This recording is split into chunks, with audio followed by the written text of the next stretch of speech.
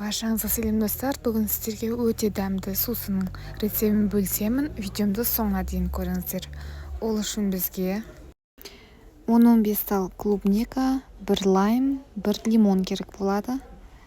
Жақсылап ашып, лимонның ортасындағы тұқылын алып тастаймыз. Ендігі кезекте бөлек 4 тілім лимонды кесіп аламыз, және лаймнан да 4 тілім кесіп аламыз.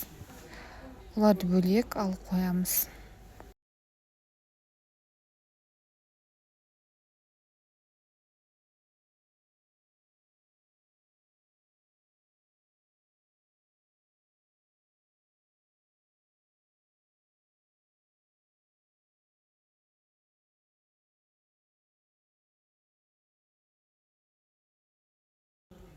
Ыдысқа клубника, ашылған лайм және лимонды салып, сосын соңынан мятаны салып, жақсылап езіп аламыз.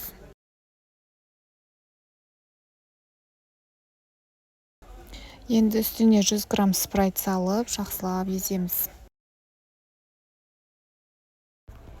Енді ыдысымызға 5 тал клубниканы ортасына бөліп салып, және бағанағы ашыған 4 тілім лимон және лаймды саламыз.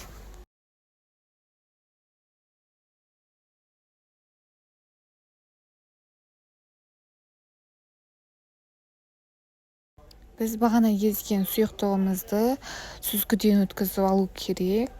Сонда тынық, таза болып жақсы шығады.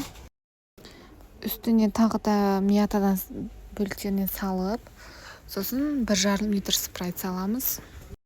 Спрайтты құйғанда ісетін болады, сондықтан оны қасықпен араластырып отыра құямыз.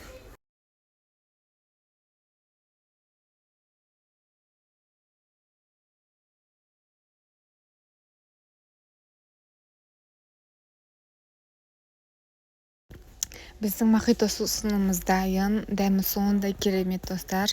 Сіздер де міндетті түрде жасап көріңіздер. Және де арнама тіркелуді ұмытпаңыз.